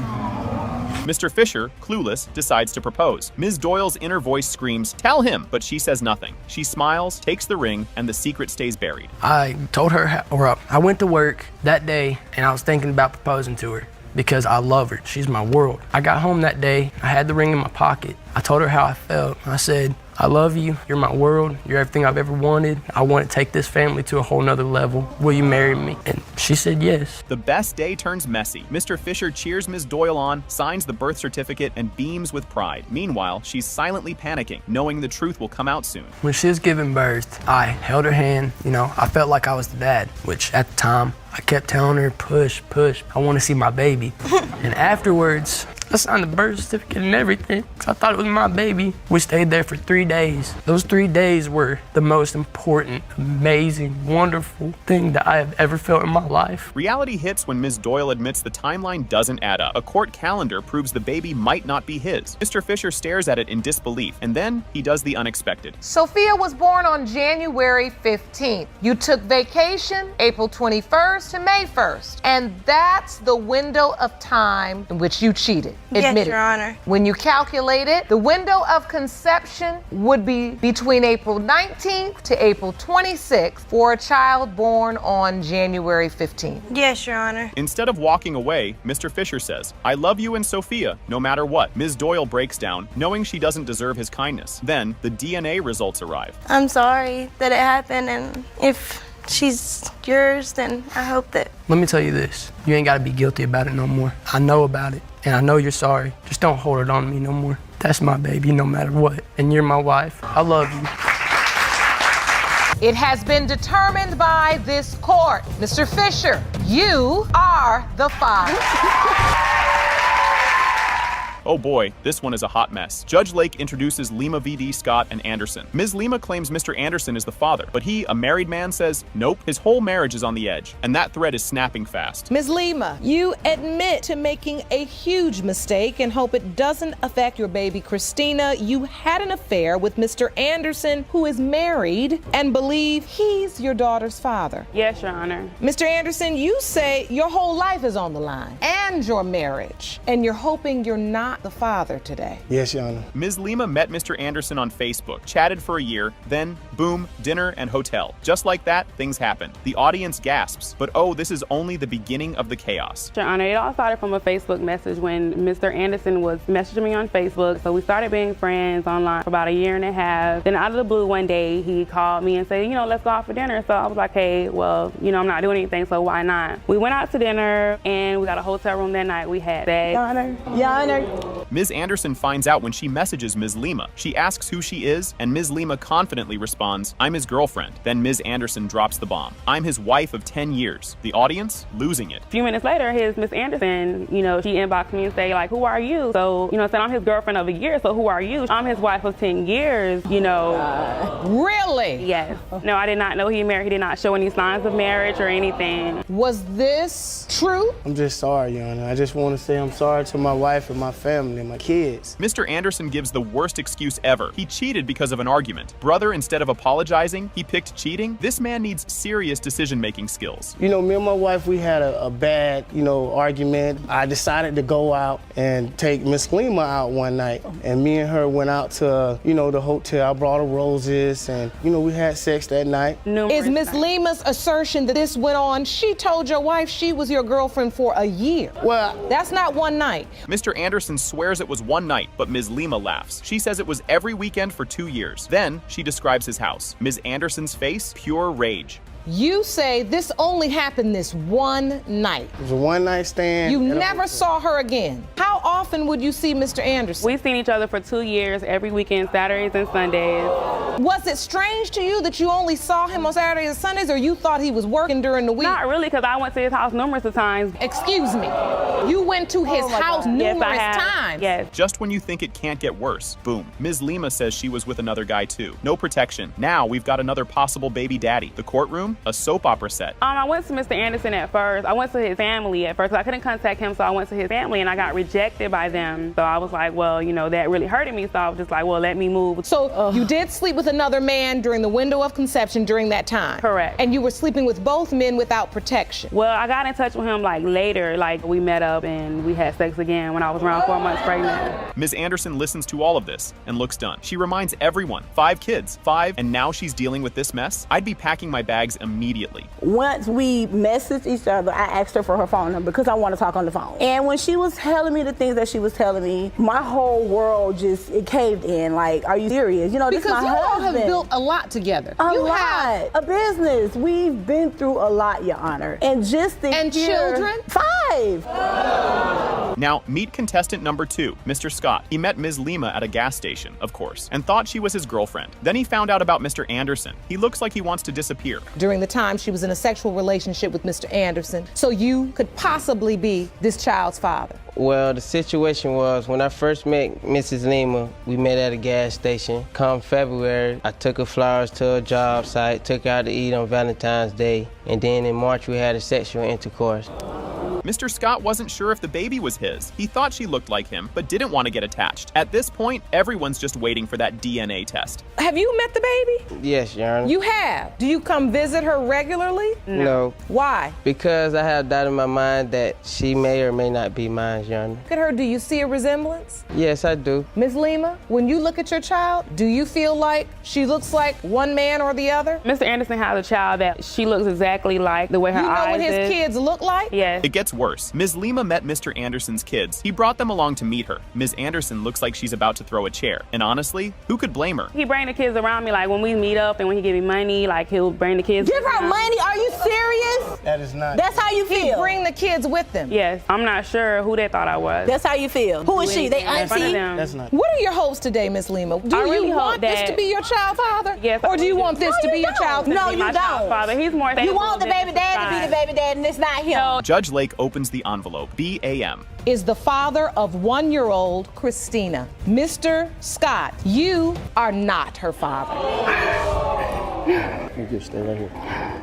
This case had everyone hooked from the start, like a reality show gone wild. Ms. Hawthorne storms in, accusing Mr. Brown of ghosting her after getting her pregnant. Mr. Brown fires back, calling her a liar who's trying to trap him. The way they're arguing, you just know it's about to get messy. You are here today because you say your high school sweetheart is a smooth-talking deadbeat who got you pregnant 3 years ago and is now denying your baby. Mr. Brown, you say Ms. Hawthorne is a desperate liar who will say and do anything in order order to have a family with you. You claim there is no way you could have fathered her child. Just when things seem calmer, the long-distance drama kicks in. Ms. Hawthorne says they met online in high school, and she was loyal until he started seeing other girls. Mr. Brown shrugs, saying staying faithful from different cities was too hard. Judge Lake's face says it all. That excuse won't work here. So you went to high school together? No, we were separate. He's in Chicago and I'm in the suburb. We were dating online. That's how we found out about each other. And but it was we during when you were in high school. Right, and so we were dating online, but it actually took a year after we started seeing each other because we were young, we didn't have transportation. So you met online, you lived in 2 different places. Yeah. Pure chaos unfolds. Mr. Brown insists they only hooked up once in August 2014. Ms. Hawthorne shuts that down, saying they were together in December 2015 when Chase was conceived. Then he drops the ultimate weak excuse. He didn't finish, so he can't be the dad. The audience erupts and Judge Lake looks ready to lose it. Your Honor, we only had sex one time, and that was in 2014 in August. Chase is 2 years old, so clearly it did go on and on past one sexual encounter. So what happened where you all reconnected during the period of time when Chase could have potentially been conceived? It was in December 9th, 2015. Mr. Brown flips the script, saying she had a boyfriend and can't be sure Chase is his. Ms. Hawthorne shuts that down, insisting she only had a male roommate. Judge Lake isn't buying it and asks the real question. You lived with a man and nothing happened? Mr. Brown shakes his head in disbelief. Your Honor, she had a boyfriend at the time. I did not. Me and this guy, we were roommates. We decided in June of 2015 to move in together. You're gonna move in with someone and not have sex with them. Yes. A male being is not gonna try anything with you. No, to have sex. Not if he's just a friend. Not if we never had that type of relationship. Mr. Brown's got excuses for days. Ms. Hawthorne says he's only seen Chase 4 times in 2 years. He claims he felt trapped because she waited 14 weeks to tell him. Judge Lake isn't having it. Sir, you trapped yourself in the backseat of that car. The audience loses it. Now Chase, 2 years old, you say Mr. Brown hasn't been a part of his life at all. Not at all. He's only seen him 4 times. Your Honor, I feel trapped in the situation because first off, you didn't let me know that you was pregnant until 14 weeks later. So you trapped yourself in the backseat of the car when you really should have come and broke up with her, but instead you decide to have sex with her. When you in simple mode, you get simple results. Ms. Hawthorne's mom pulls out text receipts. In one, he talks about Christmas presents for Chase. Judge Lake reads them aloud, and the courtroom reacts. So now you're buying gifts for a baby that's not yours? Mr. Brown backpedals, blaming his grandma's advice. His argument crumbles. You submitted those texts to the court. You write to him and say, I'm afraid that Chase at this point will not have the Christmas he deserved. Things right with your son because he didn't ask to be born. He will have a good Christmas, no worries. I'll just start checking periodically on what he needs and deliver it to him. You think I'm happy about not being able to get him gifts on Christmas? I'm not. It hurts me. The room is silent. Judge Lake opens the envelope. It has been determined by this court. Mr. Brown, you are not the father. This courtroom is about to go off the rails, and we're only 5 seconds in. Judge Lake kicks things off with the case of Greer versus Thompson and Tolles. Ms. Greer drops a bomb right away. She cheated on Mr. Thompson on purpose just to get revenge. Now she's standing here confused about who her baby's father is. If that's not messy enough, just wait, because things only get crazier from here. You are the mother of 1-year-old Lanaya. You say you regret cheating on the defendant, Mr. Thompson, as an act of revenge to hurt him. This might be the pettiest revenge plan ever. Not only was he there for the birth, but he— Okay, that's my ex-boyfriend, so. Baby father. Okay, so you see this picture posted with true love by it. Reads the DNA results. Everyone in the courtroom holds their breath. Get ready for the biggest shock of the day. It has been determined by this court between me and the other girl, and then moving all the way to Alabama with the girl. But he wanted to talk about one time when he had kids and they were looking for me. They were looking for you all the time. While he was doing all that research trying to figure out who I was talking to, he failed to tell anybody that he was engaged to this girl. What? While he was still married. Why would you put me on child support if I'm supporting my child already? You help diapers here and there. I've been doing it since day one, Tony, so don't try that. You have been coming around lately because why? Because she keeps moving and people get tired reaching out. Here. She has reached out to you plenty of times. This Villa is a serial cheater who's dodged a DNA. Mr. Carr is the father. If you think that's messy, just wait. It's about to get worse than a toddler. You and a DNA test for 3 years. From a Facebook message to a paternity lawsuit, things escalated fast. fast. Mr. Carr calls Ms. Villa started as a No, Your Honor. We want to do this? The problem was I couldn't get rid of her, Your Honor. Things go from bad to worse fast. Ms. Villa proudly says she always admitted when she cheated, as if that helps. Mr. Carr insists on you. I told him each time he would let me leave, and I would come back and I let him know that I did it. And he still took me back. And what would you let him know, Miss Villa? That I messed around with the person I left with. No, Your Honor. She cheated 8 different times with 8 different people. 8 different times with Yes, 8 ma'am. different people? Yes, Your Honor. In the beginning, no. Hold on. Math lovers, prepare to be confused. Mr. Carr says Ms. Villa told him she was pregnant 3 days after they hooked up. He swears the dates don't add up. Ms. Villa is certain the baby was conceived in the backseat of a car while his friend was driving. Yes, really. Then, the argument shifts to the baby's due date. The times of conception was she slept with a man on the 31st of January. Tony, Me and her she was- slept together on February the 14th. 3 days later, the 17th, she tells me that she's pregnant. I'm like, how are you pregnant? Tony, you're a liar. So you have sex 3 days later and she tells you, now I'm pregnant. Yes. So you thinking like, how do you know you pregnant 3 days after we just have sex? Exactly. Now it's science time, and it's more confusing than a pop quiz. Mr. Carr insists the Halloween birth date means the baby belongs to the other guy. Ms. Villa swears she was born early, making Mr. Carr the father. Judge Lake just nods like, y'all need a calendar. If you have your child on October the 31st, that means that it is the other man's You're a child. liar. Trinity was Because due that's exactly 9 November months. 21st. I had her 3 weeks early. So you're saying the conception window is off, Miss Villa, because since Trinity was born early, you technically would have had a due date of 3 weeks later than Yes, that. she was due November 21st of 2015. I had her October 31st. From yelling to crying, Mr. Carr says he's been raising a child who might not be his. He loves her but fears the truth. Ms. Villa tells him he didn't have to stay. Bad timing. Just when emotions hit their peak, Mr. Carr reveals all the times he tried to get a DNA test. Do you have a relationship with her? Yes, Your Honor. I'm with her every day of the week, just about. I play my role as a father. No matter what it is, no matter how much pain, I still treat her like she's my own child. And that hurts you.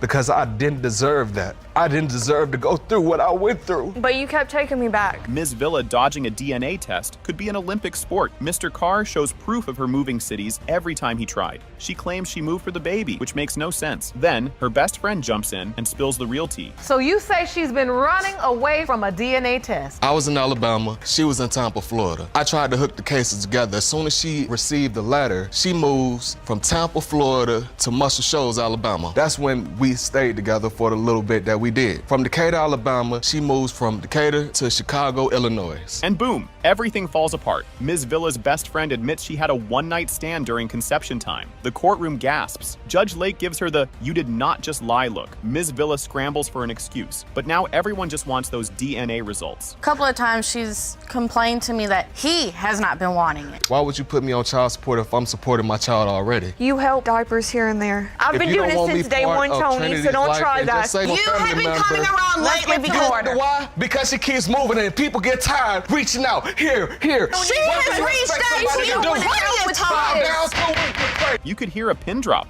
Judge Lake opens the envelope. It has been determined by this court. Mr. Carr, you are the father.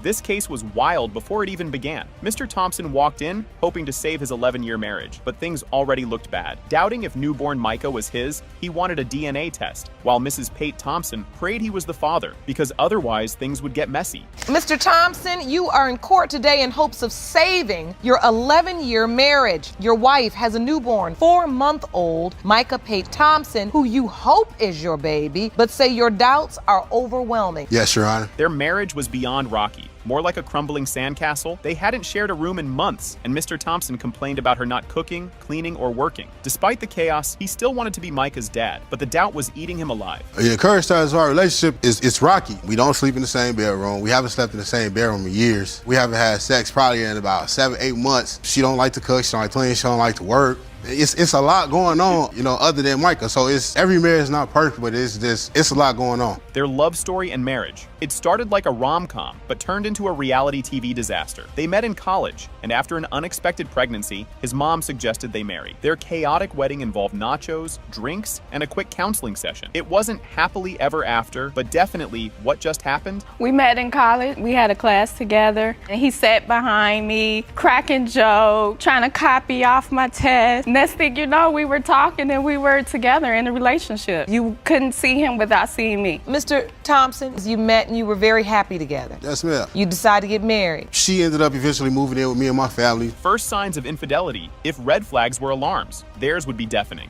Mr. Thompson caught her texting other men and started DNA testing their kids. He felt like he was in a never-ending episode of Are You the Father? And sadly, the drama was just beginning. What went wrong was when me and LaToya first started getting into marriage and stuff like that, I had found out she was doing some things that she shouldn't have been doing. Text messaging, meeting up with guys and stuff like that. So when I confronted her, she said it wasn't true. Found out otherwise. I had to get DNA tests on my first 2 boys by her. We married, but every time, while we're in a marriage, and every time you get pregnant, I gotta get a DNA test. Separation and moving on, their break only made things worse. Mr. Thompson moved out while Mrs. Pate Thompson made new online friends, like a full-time job. Meanwhile, he stalked her social media like a detective, and what he found was jaw-dropping. When I left, she said she was gonna work on herself. Me and her had ample While he was conversations with somebody else. about her working on herself because she deleted me off social media. I found out she started adding all these other dudes to her social media page. Because you were gone, you were living with somebody else. She didn't want to move on. She said she was gonna work on. Were you all planning to get a divorce? Nah. Yes. When she said she had a job interview in Atlanta, Mr. Thompson wasn't buying it. She ignored his calls, and when she finally confessed the truth, it was exactly what he suspected, and then some.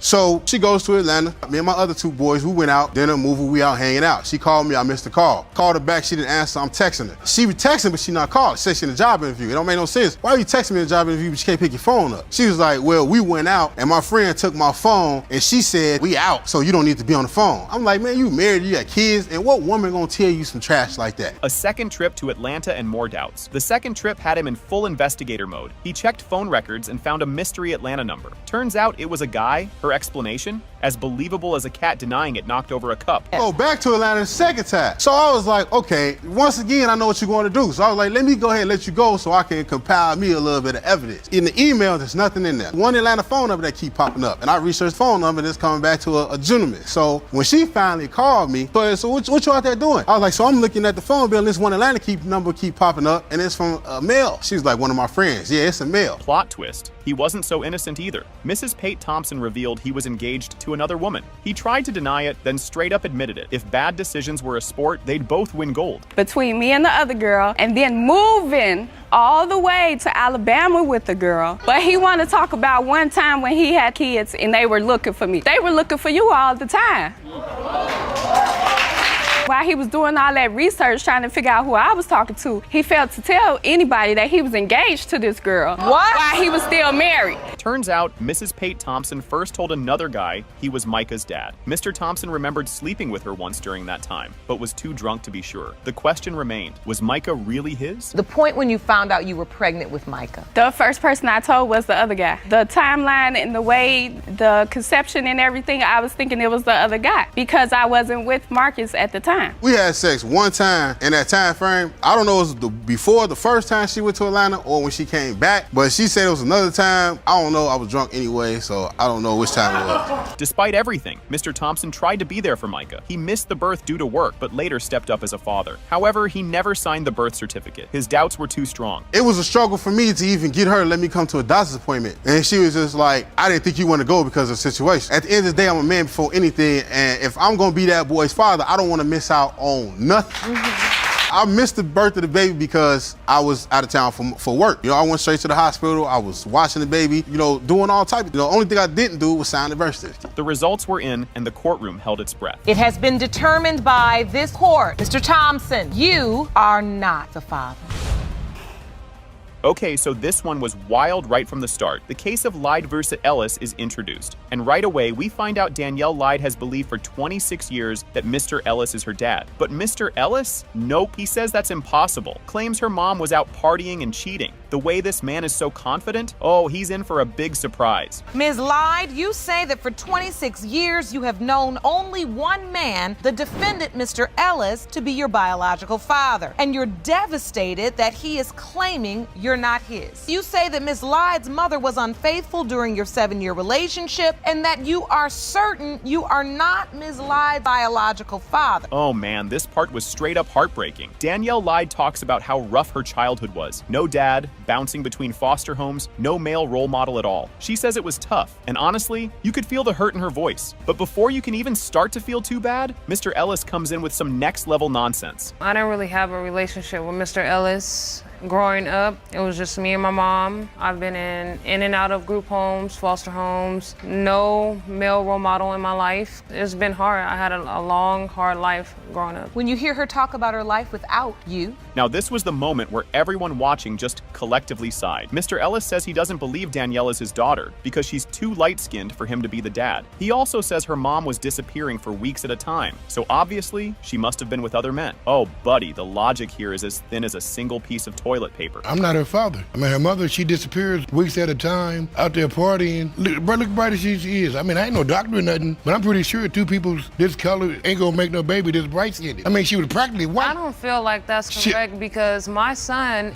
was white with black hair and blue eyes. I'm not white. I don't have blue eyes. At this point, we enter full-on mystery mode. Mr. Ellis claims there was already a DNA test done years ago, and according to him, the results were crystal clear, 99.9% not the father. So naturally, he stopped paying child support and moved on with his life. But hold up, because here comes a huge twist that makes this whole situation even messier. When I was away, her mother called child support on me. They came and took the DNA test. You got the results back? I got the results back. It was 99.9 that I wasn't the father. So I showed her the paperwork. So wouldn't you want to keep some kind of information or record so if I did grow up and I had questions, no, I say, would not. hey, I would not want to keep that kind of information. If you thought this was just a simple case of he said, she said, get ready to upgrade to he said, and she said something completely different. Ms. Lyde's mom steps up and says, yeah, we did a DNA test and it said yes, he's the father. Wait, what? Two completely opposite DNA results? Somebody's lying, somebody's confused, or the universe just decided to mess with this family. A DNA test was performed, yes or no? Yes. What were the results? They said in the court 99% yes. That 99.9% that yes, he was Danielle's biological father. Yes, that's Thank you so much. report. That's what I wanted to know. You may be seated. At this point, the whole courtroom was sitting up straight, watching this go down like it was a Netflix drama. Ms. Lyde is fed up. She's mad at her mom, mad at Mr. Ellis, mad at the whole situation. She talks about how not having a dad made her make bad choices in life. And honestly, you just want to give her a hug. But before the tears could even dry, things got even more awkward. I don't look like most of the people on my mom's side of the family, so I know there has to be some kind of connection. People do things in life that is unexplainable. Me, I look at myself and I love myself. I look at myself in the mirror every day and I appreciate myself. If another human being on this earth don't want to accept me for who I am, that's not going to stop me from loving me for who I am.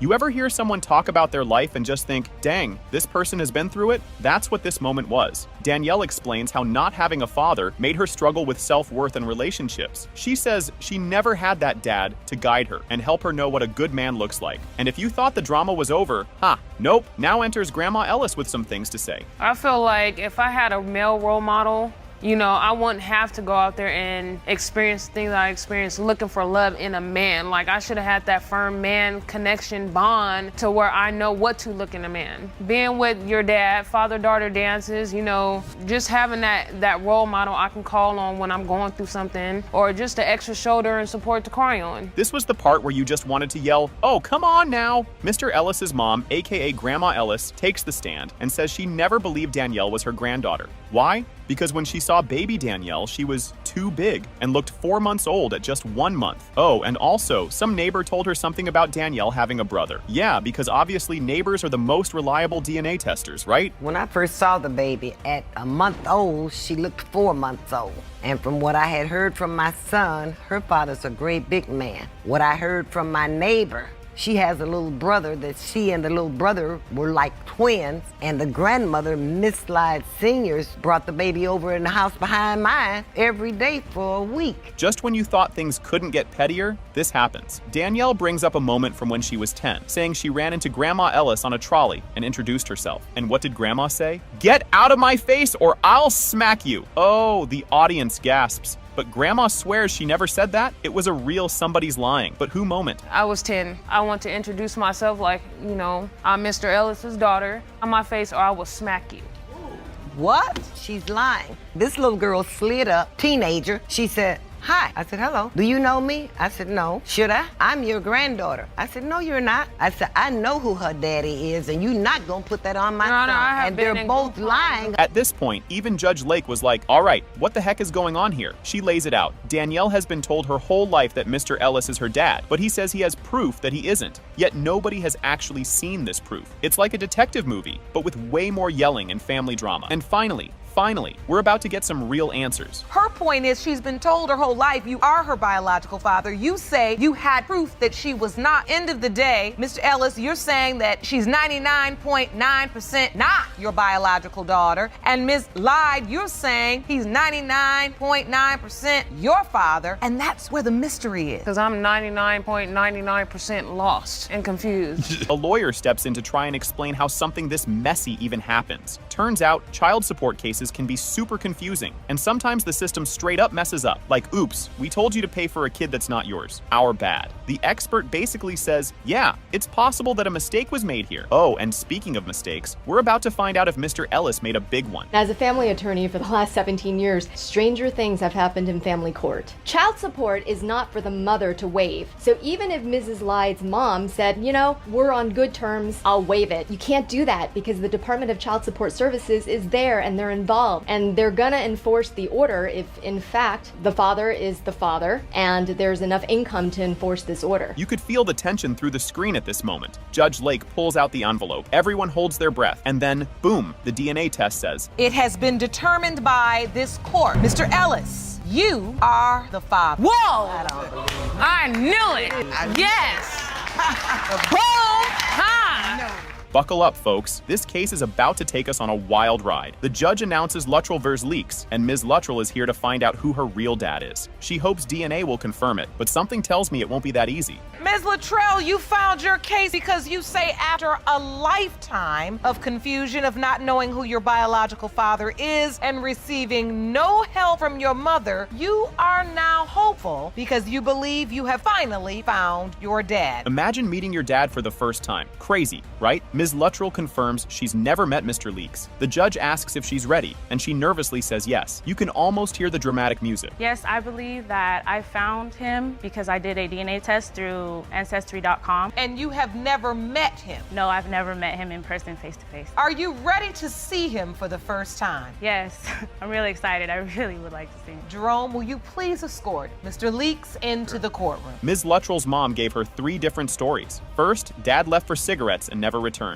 Then, mom just didn't want him around. And now, mom straight up says, girl, I don't even know. I was told that my father had went to the store and apparently was to buy cigarettes and he never came back. And then when I was 13 years old, she told me that basically she didn't really want my father in my life. I asked her about my father and she told me that basically, you know, sorry daughter, I just really don't know, so long ago and I can't remember. The judge pulls up an exhibit, 3 possible dads. One was a co-worker, one a classmate, and one a mystery man from a party. Mom admits to short relationships and losing contact. This is turning into who's the daddy? You say there are 3 possible fathers, one of which was a co-worker.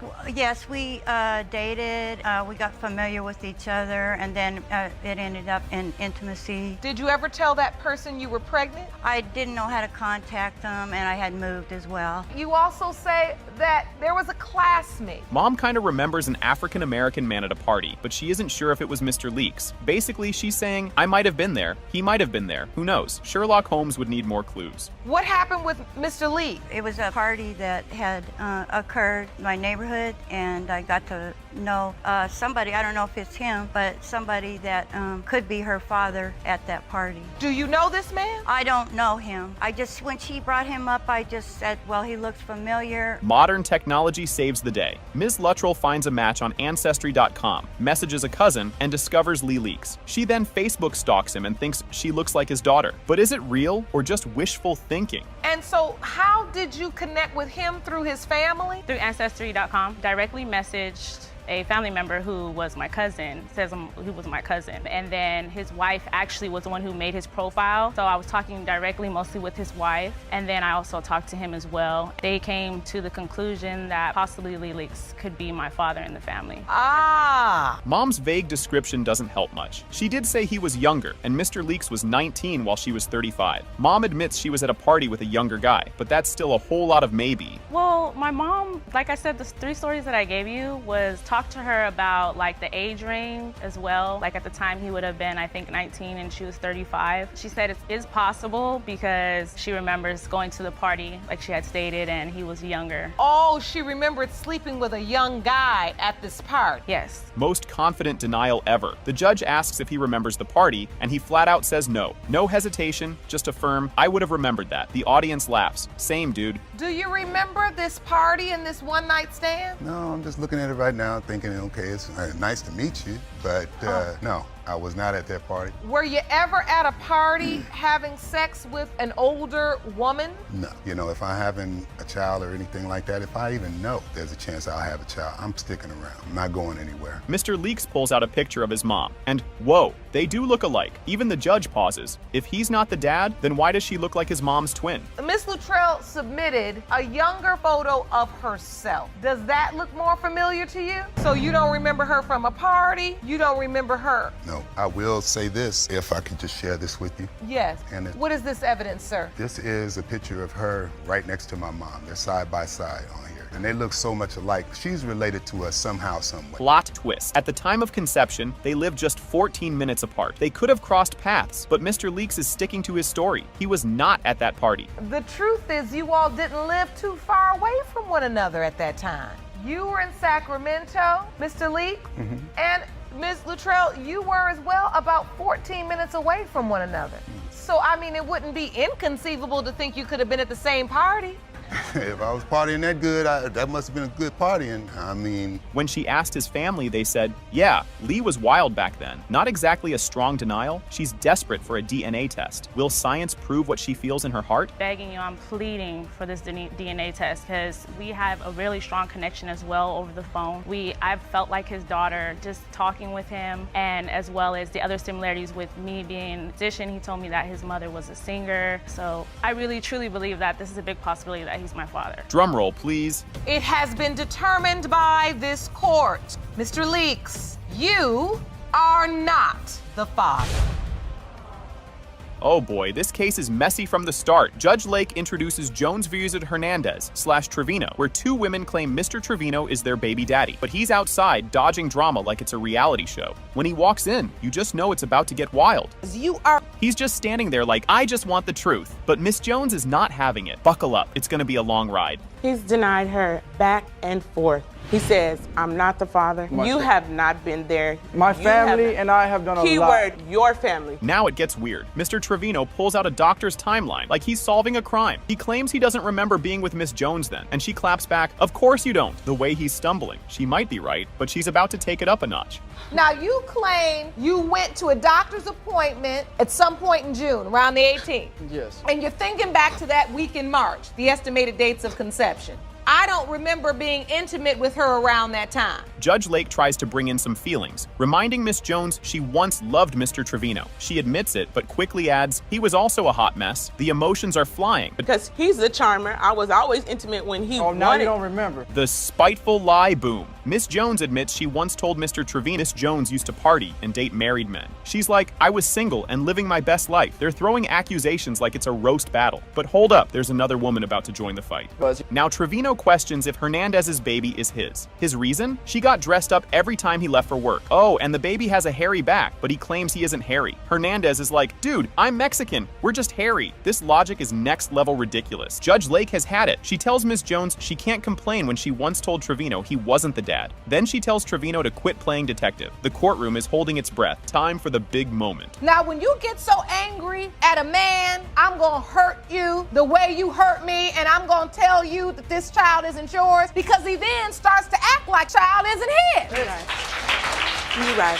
Here we go. DNA results. Surprise, surprise. Mr. Trevino, you Ms. Tucker is trying to prove Mr. Hunter is her father after her mom dropped a DNA bomb on her 10 years ago. She thought another man was her dad, but that turned out to be wrong. Mr. Hunter has been dodging DNA tests like it's an Olympic sport. Miss Tucker, you believed another man was your dad until a bomb was dropped on you 10 years ago when your mother admitted that the defendant is your biological father. You opened your case to prove to Mr. Hunter that he is your dad. Ms. Tucker is desperate for answers after growing up thinking the wrong man was her father. He told her over the phone in 5th grade that he wasn't her dad, like a bad customer service call. Now she just wants the truth, but things are about to get even messier. I opened my case because for these last few years, I have been trying to get Charles to do a DNA test with me. I scheduled a test, he didn't show up, and it's just a lot of confusion in my own mind, and it's very traumatic to me. I'm trying to figure out if he's my father or not to close this chapter in my life. Mr. Hunter says he was told 30 years ago he wasn't the father, so he left town for 15 years. Now he's back and more confused than ever. But wait until you hear the next twist. Who her father really is. What is your response? I want her to find out who her father really is also. You don't believe you are? Well, I had doubts because her mother told me that I wasn't 30 years ago, so. You hear your daughter speak?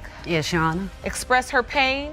Yes, Your Honor. You say you and Mr. Hunter have always known that he was her biological father. Yes, Your Honor. Ms. Tucker overheard her supposed dad say he didn't believe she was his child. One second, she was excited to talk to him, and the next, he was denying her like a bad holiday surprise. And middle school made things even worse. I was in the 5th grade and his sister had came and got me one weekend like she always did. They were on the phone and I was over and I walked in and I asked, was that him on the phone? And she said yes. She gave me the phone and it was my first time ever talking to him. I was really excited. And that's when he told me that my mom was not being honest with me and he knew I wasn't his daughter. A random woman told Ms. Tucker she looked just like her real dad, Mr. Hunter. When she asked her mom, she got a quick, "That lady don't know what she's talking about." I was in the 7th grade. Where we're from is very small. So I was at a store. There's a woman who knows them both. And she told me, she said, "You look just like your dad." And so I go, "Oh, you know my dad?" And I said his name. And she goes, "That's not your dad." That was the first I have ever heard of him. So I went home and I did tell my mom what she said, but my mom just said she was lying. Mr. Hunter says he was told he wasn't the father, so he just left. Years later, rumors made him second guess, and now he's confused like the rest of us. Adrian told me she was pregnant, and she told me the child wasn't mine.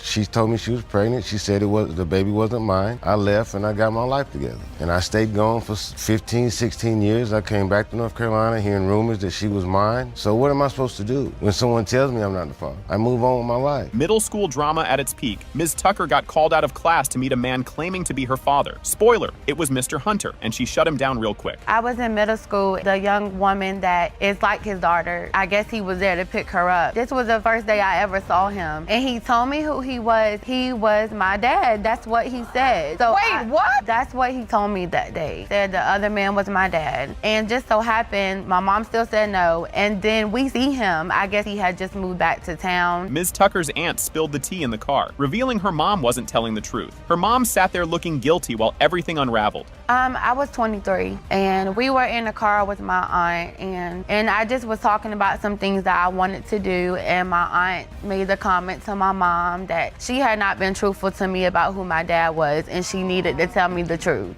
My mom, she just looked like my aunt better keep her mouth shut. Oh. Yeah. Plot twist. Mr. Hunter dated Ms. Tucker's mom's sister. You can practically hear the audience gasping. Well, I had met a young lady. Come to find out it was Adrian's sister. And I thought about that. So you slept with her sister. Did you know this? This has nothing to do with my sister. When I came back to North Carolina, Adrian wouldn't to me, she wouldn't talk to me, she had nothing to do with me. That was the reason why I felt she wouldn't talk to me. Drum roll. It has been determined by this court. Mr. Hunter, you are not the father.